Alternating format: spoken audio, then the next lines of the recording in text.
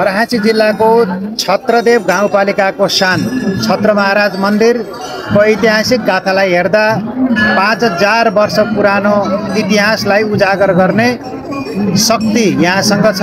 किनभने महाभारतकालीन युद्धमा जब भगवान कृष्णको सुदर्शन चक्रबाट आफ्नो शिर छेदन भइसकेपछि भगवानको इच्छा बमोजिम उहाँले आफ्नो स्थान रहेको उल्क नगरीमा बस्ने इच्छा प्रकट गरिसकेपछि उहाँलाई पाण्डवहरूले भीमसेन अर्जुन नकुल सहितका पाण्डवहरूले उहाँलाई कुरुक्षेत्रबाट हिँडालेर बासी सहर हुँदै बलकोटमा ल्याएर राखियो। बलकोटमा एक रात काट्दाखेरि त्यहाँबाट निगाहरू बास पलाए अनि अर्को दिन बेलपाटा भन्ने ठाउँ छ नजिक, त्यहाँ आएर आफ्ना लगतले लतपतिएको जुन वस्त्रहरू प्रक्षालन गरेर यहाँलाई स्थापना गरिएको छ र त्यो समयदेखि नै यहाँको पूजा अर्चना वन्दना छ।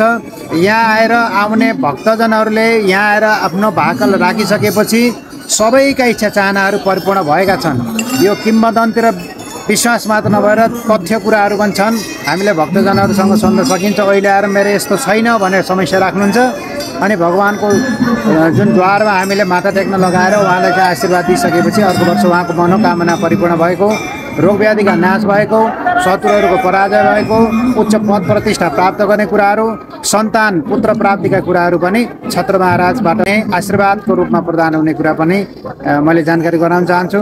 त्यसका अतिरिक्त यहाँ विशेष गरेर शरतकालीन नवरात्र अन्तर्गत प्रतिपदादेखि लिएर दशमीका दिनसम्म यहाँ नवदा शक्तिहरूको पूजा अर्चना वन्दना सहित छत्र महाराजको पनि पूजा गरिन्छ। नजिकमा रहेको गणेश मन्दिर, 5 पाण्डवहरूको मन्दिर छ अनि यहाँ शिवालय मन्दिर, यिनी मन्दिरहरूमा पनि अब वर्षमा पूर्णिमा र प्रत्येक आइतबारको दिन पूजा अर्चना वन्दना हुन्छ। यदि आइतबार औँसी र एकादशी पर्यो भने बलि चढ्दैन, नत्र भनेदेखि अरू अघिपछि यहाँ बलि चढाउने प्रचलन पनि छ। अब यसमा विशेष गरेर सबभन्दा ठुलो मेला लाग्ने शरतकालीन नवरात्रमा, त्यसपछि चैते दशैँ, त्यसपछि चण्डी पूर्णिमा अर्थात् वैशाखी पूर्णिमामा यहाँ विशेष मेला लाग्छ।